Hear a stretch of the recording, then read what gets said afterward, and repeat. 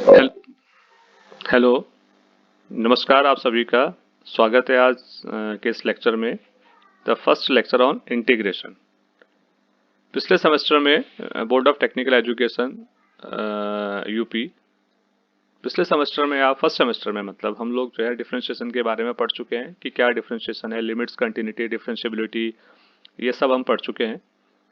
तो अगर हमारे पास कोई फंक्शन है F, suppose 5x equals to X cube, तो एक्स क्यूब को अगर हम डिफरेंशिएट करते हैं, जब एक्स क्यूब को हम डिफरेंशिएट करते हैं विद रिस्पेक्ट टू एक्स, तो हमें मिलता है 3x²। तो यहाँ पर 3x² क्या कहलाता है? एक्स क्यूब का डेरिवेटिव कहलाता है। सो 3x² is called derivative, derivative of x cube.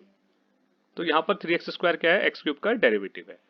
In other words we can say, अगर हम दूसरे शब्दों में बात कहें तो ये हम कह सकते हैं कि एक्स क्यूब जो है एंटी डेरिवेटिव है 3x² का। एक्स क्यूब क्या है?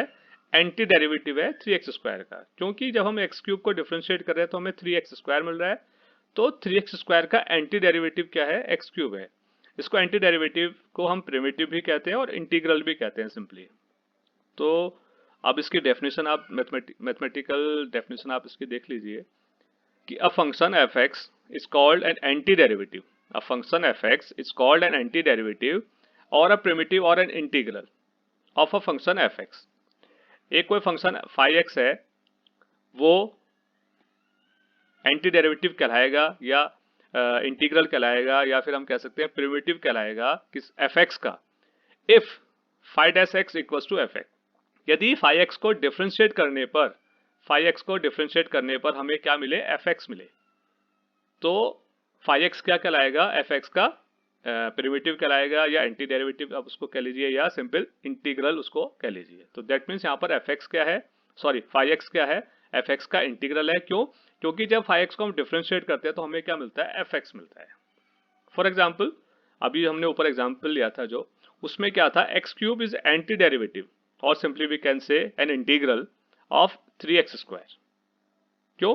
क्योंकि जब हम एक्स क्यूब को डिफरेंशिएट कर रहे हैं तो हमें क्या मिल रहा है? 3x² मिल रहा है। तो 3x² का एंटी डेरिवेटिव या इंटीग्रल क्या हो गया? एक्स क्यूब हो गया। Similarly we can say x raised to the power 4/4, ये x raised to the power 4/4 is an anti derivative of x cube। x raised to the power 4/4 x cube का anti derivative है, या simply we can say integral है। क्यों? क्योंकि अगर हम x raised to the power 4/4 को differentiate अगर हम कर रहे हैं x के रिस्पेक्ट में, तो हमें क्या मिल रहा है? x क्यूब मिल रहा है। तो that means x raised to the power 4/4 x cube का एंटी डेरिवेटिव है, या simply we can say integral है। अब इस पे थोड़ा हम और आगे बढ़ते हैं। सपोज 5x क्या है? एक एंटी डेरिवेटिव है एफ एक्स का। सपोज 5x भी an anti derivative of function F x. 5x anti derivative है, या हम सिंपली वी कैन से 5x इंटीग्रल है किसी फंक्शन एफ एक्स का। और c आपके पास कोई कांस्टेंट है, c is any constant, then we have 5x plus c, the derivative of 5x plus c equals to 5-x।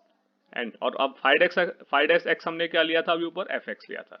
तो यहाँ पर कहने का आशय यह है कि अगर एफ एक्स 5x को डिफरेंशिएट करके एफ एक्स हमें मिल रहा है, तो 5x प्लस सी को भी डिफरेंशिएट करके हमें एफ एक्स ही मिलेगा, क्योंकि c का जो डेरिवेटिव होता है, कांस्टेंट का जो डिफरेंशिएशन होता है, वो क्या होता है? शून्य होता है, जीरो होता है। तो 5x का और 5x plus C, where c is any constant, दोनों का डेरिवेटिव क्या होगा? सेम होगा। तो इसलिए यहाँ पर क्या है? 5x प्लस सी भी क्या होगा? Also an anti derivative.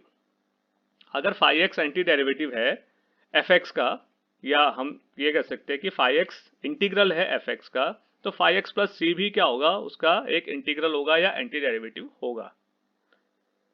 तो दस if a function F x has an anti derivative, अगर कोई फंक्शन एफ एक्स है उसका अगर कोई एंटी डेरिवेटिव है या इंटीग्रल है, then it possesses infinitely many anti derivatives. अगर एफ एक्स का एक एंटी डेरिवेटिव है तो उसके इन्फाइनाइटली मैनी एंटी डेरिवेटिव्स या इंटीग्रल्स होंगे। कारण क्या है कि अगर इसका एक एंटी डेरिवेटिव एफ 5x है, तो 5x के साथ में आप कोई भी कांस्टेंट आप ऐड कर दीजिए, और c की वैल्यू हमारे पास इन्फाइनाइटली मैनी हो सकती है। आप 1 ले सकते हैं, 2 ले सकते हैं, 3 ले सकते हैं, 4 ले सकते हैं। ये अभी एक एग्जाम्पल से क्लियर हो जाएगा जो नीचे हमारे पास है। सपोज हमारे पास फंक्शन है फाइव एक्स का एक्स स्क्वायर है, तो एक्स स्क्वायर का जो डेरिवेटिव होगा वो क्या होगा, 2x होगा। अब यहाँ पर क्या एक्स स्क्वायर प्लस 2, हमने यहाँ पे क्या एक कांस्टेंट ऐड कर दिया 2, एक्स स्क्वायर प्लस 2 का भी डेरिवेटिव क्या होगा, 2x ही होगा। एक्स स्क्वायर माइनस 1 का डेरिवेटिव क्या होगा, वो भी 2x ही होगा। एक्स स्क्वायर प्लस 10 आप ले लीजिए, उसका डेरिवेटिव भी क्या होगा, 2x ही होगा। तो हम यहाँ पर ये कह सकते हैं कि 2x के जो एंटी डेरिवेटिव्स है या 2x के इंटीग्रल आपके क्या एक्स स्क्वायर भी है, 2x का इंटीग्रल एक्स स्क्वायर प्लस 2 भी है, 2x का इंटीग्रल एक्स स्क्वायर माइनस 1 भी है और 2x का इंटीग्रल एक्स स्क्वायर प्लस 10 भी है। तो आप देख रहे हैं कि एक फंक्शन हमारे पास 2x है, उसके एक से अधिक एंटी डेरिवेटिव हमारे पास है। इसीलिए मैंने ऊपर कहा था कि अगर किसी फंक्शन का एंटी डेरिवेटिव या इंटीग्रल है, अगर एक भी इंटीग्रल उसका है तो उसके इनफाइनाइटली मैनी इंटीग्रल्स हो सकते हैं। आप सी कांस्टेंट की वैल्यू आप कुछ भी ले लीजिए, 2 ले लीजिए, -1 ले लीजिए, 10 ले लीजिए, 100 ले लीजिए, कांस्टेंट की वैल्यू हम यहाँ पर हमारी इच्छा है हम कितने भी ले सकते हैं। तो ये सारे के सारे इसके क्या होंगे, प्रिमिटिव या एंटी डेरिवेटिव या इंटीग्रल्स होंगे। तो thus we can see X square plus 2, X square minus 1, X square plus 10, all have the same derivative equal to 2x. So we can say x square plus 2, x square minus 1, x square plus 10 all are anti-derivatives or integrals or primitive of 2x, जो मैं अभी पहले आपको बता ही चुका हूँ। In general, if 5x equals to x square plus, अब देखिए c की वैल्यू तो हमने पर्टिकुलर यहाँ पे ले ली, 10 ले ली, 2 ले लिया, 1 या -1 है या 10 है या 0 है, तो in general we can write as x square plus c. Then phi dash x equals to 2x for all values of constant c. तो यहाँ पे c आपका क्या कांस्टेंट है, तो phi x आपका phi dash x means phi x का जो डेरिवेटिव वो क्या आ रहा है, 2x आ रहा है। तो जितने भी यहाँ पर इसकी कांस्टेंट यहाँ पर या there will be infinitely many functions, क्योंकि हम c की वैल्यू हम कुछ भी ले सकते हैं, infinitely many 1 2 3 4 5 6 and so on. अब आती है बात इंडेफिनिट इंटीग्रल। तो इंडेफिनिट इंटीग्रल क्या है कि let fx be a function then the family of all anti derivatives, जो भी मैं पहले ऊपर मैंने बात की है कि अगर fx कोई फंक्शन है तो उसके जो जितने भी anti derivatives, the collection of all anti derivatives, और we can say the family of all anti derivatives, all integrals is called the indefinite integrals of fx and is noted by this. ये आपका integration का symbol हो गया। तो हम इसको in other words we can say five x plus c, अगर हम इसको डिफरेंशिएट करें, derivative of 5x plus c equals to fx, तो this implies and implied by the integral of fx with respect to x will be 5x plus c. तो यहां पर 5x plus c इसका indefinite integral यहां पर हो गया, where c is an arbitrary constant called constant of integration. अब कुछ एग्जांपल्स हैं, जैसे x raise to the power 4 को अगर हम इंटीग्रेट करें तो हमें वो फंक्शन चाहिए कि जिसको जब हम डिफरेंशिएट करें तो हमें क्या मिले, x raise to the power 4 मिले। तो x raise to the power 4 का इंटीग्रल वो फंक्शन होगा कि जिसको जब हम डिफरेंशिएट करें हमें क्या मिले, x raise to the power 4 मिले। तो वो फंक्शन आपका क्या होगा, x raise to the power by 5। अभी हम आगे बताएंगे कि इसका इंटीग्रेशन के लिए क्या हम यूज करते हैं। x raise to the power 4 है तो पावर आपकी 4 + 1 अपॉन 4 + 1, अभी हम आगे इसको बताएंगे। Where c is an arbitrary constant plus c भी आपका आ गया। अब स्क्वायर रूट x है तो स्क्वायर रूट x को हम लिख सकते हैं x raise to the power half, तो वही सेम लॉजिक, ऊपर वाला पावर आपकी जो है हाफ प्लस 1 और नीचे डिनोमिनेटर में divided by 1/2 plus 1 plus constant of integration. अब यहाँ पर थिंग्स टू बी रिमेंबर्ड, ये कुछ याद रखने योग्य बातें हैं कि अगर हम किसी इंटीग्रल को डिफरेंशिएट करें, यहाँ पर fx का इंटीग्रेट किया है, उसके बाद उसको डिफरेंशिएट किया तो हमें दोबारा से fx मिलेगा। यहाँ पर fx को बोलते हैं इंटीग्रेंड, जिसको इंटीग्रेट करना हो उस फंक्शन को कहते हैं इंटीग्रेंड। तो यहाँ पर क्या है कि that is differentiation of an integral, that is differentiation of an integral is the integrand itself. ये आपका वही फंक्शन आपका fx आ गया, ठीक है। यहाँ पर fx है, इज कॉल्ड इंटीग्रेंड। इंटीग्रेंड वो होता है जिसको हमें इंटीग्रेट करना होता है। तो differentiation and integration are inverse operations. अब इसी तरह से हम यहाँ कर सकते थे कि यहाँ पर अगर डिफरेंशिएशन होता है उसके बाहर उसका इंटीग्रेशन क्या होता है, मींस अगर इंटीग्रेशन किया होता एक डिफरेंशियल का तो भी ये सेम रिजल्ट आपको मिलता है, बस कांस्टेंट का चेंज हो सकता है उसमें, क्योंकि हमारे पास क्या है, there are so many indefinite integrals depending on the values of c। अब यहाँ पर k कोई कांस्टेंट है, अगर किसी फंक्शन के साथ में किसी कांस्टेंट से मल्टीप्लाई करें तो लाइक जैसे उसमें हम करते थे डिफरेंशिएशन में, कांस्टेंट को बाहर लेके, कांस्टेंट का तो डिफरेंशियल 0 होता था, कांस्टेंट को बाहर लेके हम उसको फंक्शन को डिफरेंशिएट कर देते थे। तो सेम यहाँ पर भी वही है, ये आपका कांस्टेंट k जो है साइन ऑफ इंटीग्रेशन से बाहर आ गया और fx को हमने इंटीग्रेट कर लिया।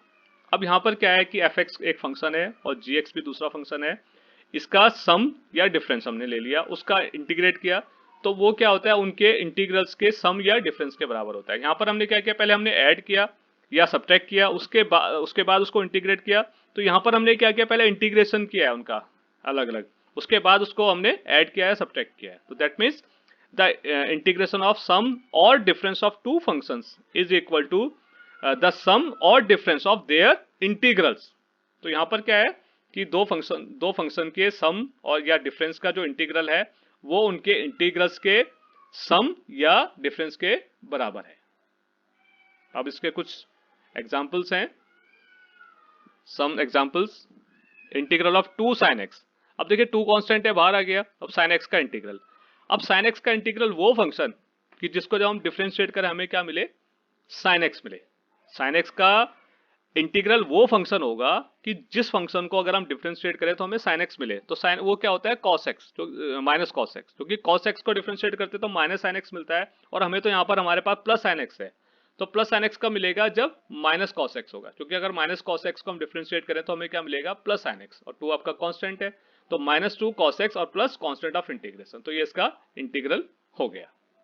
अब इसी तरह से 1/2 sec square x, sec square x का इंटीग्रल हो गया tan x, क्योंकि tan x को डिफरेंशिएट जब हम करते हैं तो हमें क्या मिलता है, sec स्क्वायर x मिलता है, और ये प्लस कांस्टेंट ऑफ इंटीग्रेशन यहाँ पर आ गया।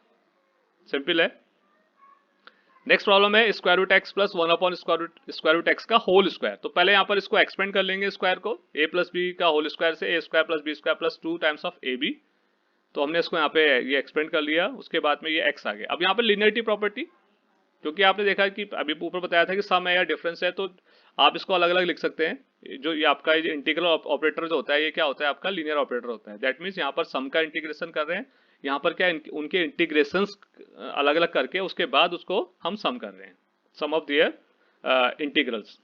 तो x का इंटीग्रेशन अलग लिख लिया, प्लस 1/x का प्लस 2 का। अब x का इंटीग्रल क्या होगा, x²/2, 1/x वो फंक्शन की जिसको हम डिफरेंशिएट करें तो 1/x मिले, तो वो होता है log x, और 2 कांस्टेंट है, बाहर आ गया, और 1 का इंटीग्रल क्या होगा, x, क्योंकि 1 को हम डिफरेंशिएट और x को डिफरेंशिएट करते तो हमें 1 मिलता है, तो दैट मीन्स 1 का इंटीग्रल हो गया x के रिस्पेक्ट में कर रहे हैं, प्लस कांस्टेंट ऑफ इंटीग्रेशन यहाँ पर ये आ गया।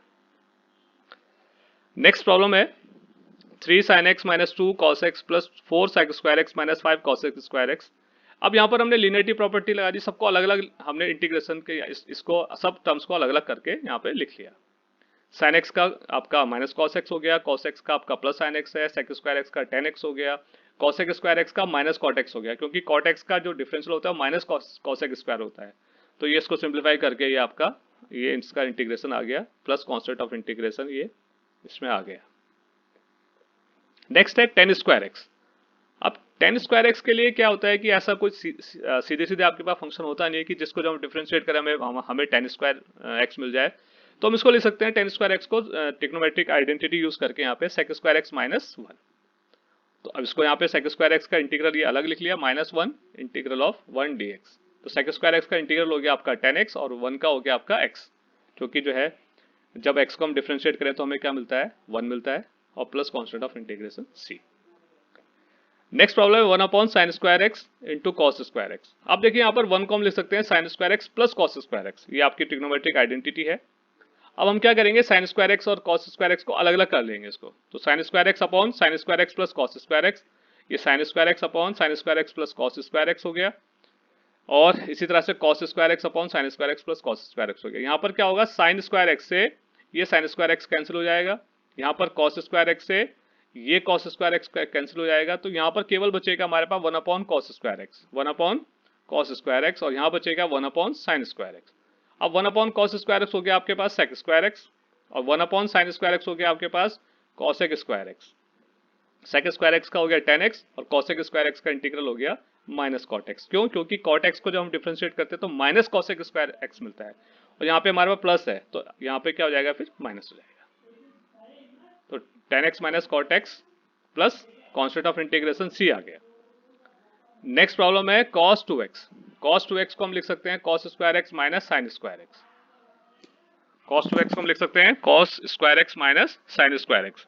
अब इसको जैसे पहला वाली प्रॉब्लम थी सेम वैसे ही है, इसको अलग अलग करके लिख लेंगे तो one upon sine square x minus one upon cos square x. तो यहाँ पर क्या हो गया, cosec square x minus sec square x, इनका इंटीग्रल, जो कि हमारे पास क्या होता है minus cot x minus tan x और plus constant of integration c. Next problem है 2 plus 3 cos x upon sine square x. तो इसको भी हम अलग अलग लिख लेंगे, 2 upon sine square x, 2 upon sine square x plus 3 constant है, बाहर आ गया cos x upon sine square x. अब cos x upon sine square x, तो cos x upon sine x एक हो जाएगा, तो cos x upon sine x हो गया आपका cot x, और 1 अपॉन साइन एक्स बचेगा, 1 अपॉन साइन एक्स हो गया आपका cosec x, और 1 अपॉन साइन स्क्वायर एक्स हो गया आपका cosec square x. cosec square x का इंटीग्रल हो गया माइनस कॉट एक्स। क्यों? क्योंकि जब माइनस कॉट एक्स को डिफ्रेंशिएट करेंगे cosec स्क्वायर एक्स मिलेगा, कॉट एक्स को डिफ्रेंशिएट करेंगे माइनस cosec स्क्वायर एक्स मिलेगा, तो हमारे पास प्लस है तो यहाँ पर माइनस हो गया। cosec x cot x, ये cosec x का जो डिफरेंशियल होता है वो minus cosec x into cot X होता है, तो यहाँ प्लस है तो हमें यहाँ पे माइनस लेना पड़ेगा, plus constant of integration c। Basically क्या है कि ये डिफरेंशिएशन अगर आपको सब मालूम है कि किसका क्या डिफरेंशिएशन है तो आपको इंटीग्रेशन में ज्यादा ऐसी कोई दिक्कत आएगी नहीं। Next problem integral of square root of 1 plus cos two X. अब यहाँ पर कॉस टू एक्स को हम ये आइडेंटिटी यूज कर सकते हैं 2 cos स्क्वायर एक्स माइनस 1, उससे क्या होगा 1 से 1 कैंसिल हो जाएगा, ये 1 से ये 1 कैंसिल हो जाएगा, तो हमारे पास केवल बचेगा 2 square root of 2 cos square X, square root of 2 cos square x. अब ये cos स्क्वायर एक्स का स्क्वायर रूट है तो cos x हो जाएगा, और स्क्वायर रूट 2 बचेगा, ये कांस्टेंट है साइन ऑफ इंटीग्रेशन से बाहर, आप इसको लिख सकते हैं cos x का इंटीग्रल होगा साइन x, तो square root 2 sine x plus constant of integration c, ये इसका इंटीग्रल हो गया। अब नेक्स्ट प्रॉब्लम है integral of square root of 1 plus sine 2x। अब यह 1 प्लस साइन 2x, अब साइन 2x के लिए तो ऐसा कोई फॉर्मूला हमारे पास है नहीं कि 1 कैंसिल हो जाए, तो हम यहाँ पर ये कर सकते हैं साइन 2x होता है 2 साइन x cos x, और 1 को हम ले सकते हैं sine square x plus cos square x, उससे क्या होगा a square plus b square plus 2 times of ab, तो a प्लस b का होल स्क्वायर, तो यहाँ पर sine x plus cos x का होल स्क्वायर हो जाएगा, और उसका स्क्वायर रूट है, तो स्क्वायर रूट से स्क्वायर आपका कैंसिल हुआ तो हमारे पास बचा केवल sine x plus cos x। तो साइन x प्लस, अब इसको अलग अलग करके लिख लिया, साइन x का इंटीग्रल प्लस cos x का इंटीग्रल, तो क्या हो गया साइन x का होता है माइनस cos x, और cos x का होता है साइन x, और plus constant of integration c, ये आ गया। नेक्स्ट प्रॉब्लम है 1 अपॉन 1 प्लस साइन एक्स। अब 1 अपॉन 1 प्लस साइन एक्स तो हम क्या कर सकते हैं, 1 माइनस साइन एक्स और 1 माइनस साइन एक्स से न्यूमरेटर और डिनोमिनेटर दोनों में मल्टीप्लाई कर दिया, 1 माइनस साइन एक्स से आपने न्यूमरेटर में मल्टीप्लाई किया और 1 माइनस साइन एक्स से आपने डिनोमिनेटर में मल्टीप्लाई किया, तो आपका न्यूमरेटर हो गया 1 माइनस साइन एक्स, और नीचे आपका डिनोमिनेटर में 1 plus sine x into 1 minus sine x, इसको मल्टीप्लाई करेंगे a plus b into a minus b, that means a square minus b square, that means 1 minus sine square x, और 1 minus sine square x होता है आपका cos square x. अब हम इसको फिर अलग अलग लिख सकते हैं, तो 1 upon cos square x minus sine x upon cos square x, तो sine x upon cos x तो टेन एक्स हो जाएगा, और 1 अपॉन कॉस एक्स हो जाएगा आपका सेक एक्स, और ये 1 अपॉन कॉस स्क्वायर एक्स हो गया आपका सेक स्क्वायर एक्स, और सेक स्क्वायर एक्स का इंटीग्रेशन होता है टेन एक्स, और टेन एक्स सेक एक्स का होता है सेक एक्स, क्योंकि sec x tan x sec x का जो डिफरेंशियल होता है वो sec x into tan x होता है, तो sec x into tan x को जब हम इंटीग्रेट करेंगे तो हमें क्या मिलना चाहिए, सेक एक्स मिलना चाहिए, उसका एंटी डेरिवेटिव या उसका इंटीग्रल हो गया, तो ये आपका प्लस कॉन्स्टेंट ऑफ इंटीग्रेशन भी आ गया साथ में। अब नेक्स्ट प्रॉब्लम है कि sign x upon 1 plus sine x, पहले वाली प्रॉब्लम में केवल आपके पास 1 अपॉन 1 प्लस साइन एक्स था, यहाँ पर sign x upon 1 plus sine x है, तो सेम वही आप यहाँ भी करेंगे, 1 माइनस साइन एक्स से मल्टीप्लाई किया, 1 माइनस साइन एक्स से डिवाइड कर दिया, तो आपका न्यूमरेटर में हो गया sine x minus sine square x, और आपका डिनोमिनेटर हो गया 1 minus sine square x, that means 1 minus sine square x आपका बन गया कॉस स्क्वायर एक्स। तो अब इसको अलग अलग लिख लेंगे, sine x upon cos square x, तो sine x upon cos square x हमने ये लिख लिया, और minus sine square x upon cos square x, तो minus sine square x upon cos square x हमने अलग लिख लिया। अब sine x upon cos x into 1 upon cos x, तो sine x upon cos x तो आपका बन गया टेन एक्स, और 1 अपॉन कॉस एक्स बन गया आपका सेक एक्स, जो कि आप इजीली इंटीग्रेट कर सकते हैं, tan x sec x tan x, और sine square x upon cos square x बन गया आपका टेन स्क्वायर एक्स। अब टेन स्क्वायर एक्स का डायरेक्टली कोई फॉर्मुला नहीं, लेकिन इसको हम सेक स्क्वायर एक्स माइनस 1 लिख सकते हैं ट्रिग्नोमेट्रिक आइडेंटिटी से। यहाँ से आपका हो गया tan x sec x minus tan square को लिख दिया आपने सेक स्क्वायर एक्स माइनस 1। तो सेक एक्स टेन एक्स का इंटीग्रल होता है सेक एक्स, और सेक स्क्वायर एक्स का इंटीग्रल होता है टेन एक्स, ये टेन एक्स आपका हो गया, और 1 का इंटीग्रल आपका हो गया एक्स, माइनस माइनस आपका ये प्लस हो गया था, तो ये प्लस एक्स हो गया, और plus constant of integration c. अब नेक्स्ट प्रॉब्लम एक और है, उसमें है integral of tan inverse square root of 1 minus cos 2x upon 1 plus cos 2x।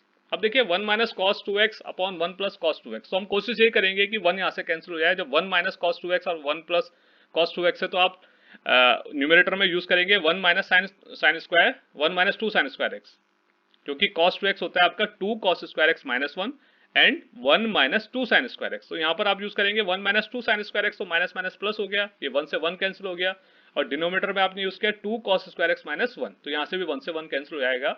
आपके पास आएगा यहाँ पे 2 sine square x upon 2 cos square x, 2 से 2 कैंसिल हो जाएगा, और sine square x upon cos square x हो गया आपका टेन स्क्वायर एक्स, और टेन स्क्वायर एक्स का स्क्वायर रूट आप लेंगे तो हमारे पास क्या आएगा, टेन एक्स बचेगा, और tan inverse of ten x that means x, और एक्स का इंटीग्रल क्या होता है एक्स स्क्वायर बाई 2। तो आप देख रहे हैं कि ये इंटीग्रेशन कितना इजी हो गया, ट्रिग्नोमेट्रिक प्रॉपर्टीज आइडेंटिटीज यूज करके ये कितना इजी हो गया। तो x square by 2 plus c इसका इंटीग्रेशन हो गया। अब नेक्स्ट प्रॉब्लम है sine raise to the power 6x plus cos raise to the power 6x upon sine square x cos square x. अब यहाँ पर आप क्या यूज कर सकते हैं, इसको लिख सकते हैं साइन स्क्वायर एक्स का क्यूब और प्लस कॉस स्क्वायर एक्स का क्यूब, क्योंकि पावर 6 है तो स्क्वायर का क्यूब हम लिख सकते हैं। तो यहाँ पर ए क्यूब प्लस बी क्यूब। अब ए क्यूब प्लस बी क्यूब क्या होता है, ए प्लस बी, यहाँ पर ए आपके पास है साइन स्क्वायर एक्स और बी आपके पास है कॉस स्क्वायर एक्स, तो a plus b into a cube plus b cube होता है आपके पास a plus b into a square plus B square minus a b. तो a plus b a square mean sine square x का square plus B square mean cos square x का square, और minus a b, a आपके पास है sine square x और b आपके पास है कॉस स्क्वायर एक्स। तो यहाँ से sine square x plus cos square x हो गया आपका 1। तो हमारे पास बचा यहाँ पर न्यूमरेटर में केवल sine raise to the power 4x plus cos raise to the power 4x plus. अब आपने यहाँ पे क्या किया, इसको परफेक्ट स्क्वायर बनाएंगे। तो परफेक्ट स्क्वायर बनाने के लिए क्या किया, प्लस में पॉजिटिव के लिए हम क्या करेंगे, sign square x plus cos square x का होल स्क्वायर बनाने के लिए यहाँ पे क्या किया आपने 2 sine square cos square x add कर दिया और 2 sine square x cos square x subtract कर दिया, और एक आपके पास माइनस ऑलरेडी था तो -2 और -1 आपके पास हो गया -3। अब आप इसको एसोसिएट कर लीजिए साथ में sine raise to the power 4x plus cos raise to the power 4x plus 2 sine square x cos square x. तो ये बन गया आपके पास sine square x plus cos square x का whole square, sine square x plus cos square x का whole square बन गया। तो ये आपका हो गया 1, क्योंकि sine square x plus cos square x equal to 1 होता है, तो 1 minus 3 sign square x cos square x upon sine square x cos square x. अब इसको हम क्या करेंगे, फिर से अलग अलग कर लेंगे, 1 upon sine square x cos square x अलग लिख लिया, और ये 3 sign square x cos square x upon sine square x cos square x को अलग लिखेंगे। तो यहाँ से क्या होगा, इसको अलग अलग लिखेंगे तो sine square x cos square x से sine square x cos square x cancel हो जाएगा, केवल बचेगा आपके पास 3 बचेगा। अब यहाँ पे देखिए 1 upon sine square x cos square x, ये इसी तरह की प्रॉब्लम अभी हमने ऊपर की थी, 1 upon sine square x cos square x. तो 1 के हमने क्या लिखा था, sign square x plus cos square x, और -3 कांस्टेंट है बाहर आ गया, dx x के रिस्पेक्ट में डिफरेंशिएट करेंगे, सॉरी इंटीग्रेट करेंगे 1 का। अब साइन स्क्वायर एक्स इसको हमने अलग अलग लिख लिया, तो साइन स्क्वायर से साइन स्क्वायर कैंसिल हो जाएगा, साइन स्क्वायर एक्स, और यहाँ से केवल बचेगा 1 अपॉन कॉस स्क्वायर एक्स। यहाँ पर क्या होगा, कॉस स्क्वायर एक्स से ये कॉस स्क्वायर एक्स कैंसिल हो जाएगा, तो बचेगा केवल 1 upon sine square x. Same problem अभी ऊपर मैंने अभी बताई थी, और -3 times of integral of 1 with respect to x. तो ये हो गया आपका सेक स्क्वायर एक्स, और 1 upon sine square x cosec square x हो गया, -3 integral of 1 with respect to x. तो सेक स्क्वायर एक्स का हो गया 10x integral, cosec square x का माइनस कॉट एक्स हो गया, 1 का इंटीग्रल आपका x हो गया, और प्लस कॉन्स्टेंट ऑफ इंटीग्रेशन। तो ये इसका इस फंक्शन का इंटीग्रेशन आ गया। अब ये कुछ वो है आपके इंटीग्रेशन के लिए, आप देखिए यहाँ पे साथ में डिफरेंशिएशन और उसके उसी के राइट में उसका इंटीग्रेशन भी दिया है। अगर हम x raise to the power n+1 upon n+1 को डिफरेंशिएट करें तो क्या आएगा, n+1 पावर आगे आएगी, n+1 से n+1 कैंसिल हो जाएगा, पावर क्या हो जाती है, एक कम हो जाती है, तो x raise to the power n, जहाँ पे n -1 नहीं है, क्योंकि अगर -1 होता है तो 1 अपॉन x उसका अलग होता है आपका। तो अगर x raise to the power n को हम इंटीग्रेट करेंगे तो हमें क्या मिलेगा, x raise to the power n+1 upon n+1, और log x को डिफरेंशिएट करें तो क्या आता है हमारे पास 1/x। अब यहाँ पे x अगर -1 है तो दैट मीन्स 1/x, तो 1/x का इंटीग्रेशन क्या होगा log x, ना कि ये वाला फॉर्मूला। इसको यूज नहीं कर सकते क्योंकि -1 + 1 तो 0 हो जाएगा, x टू द पावर 0/0। ठीक है, तो ये इसका 1/x का होता है log x। और इसी तरह से सारे इसमें डिफ्रेंशिएशन और इंटीग्रेशन दोनों दिए हुए हैं। लेफ्ट में डिफ्रेंशिएशन है और राइट में उसका इंटीग्रेशन है। ये सब आपके इसमें ये दिया हुआ है। तो आज का ये इंटीग्रेशन का फर्स्ट लेक्चर में इतना काफ़ी है। That's all for today. मुझे आशा है कि आपको ये लेक्चर अच्छा लगा होगा और आपको काफ़ी कुछ समझ में आया होगा। तो ठीक है, आप सभी का धन्यवाद। नमस्कार।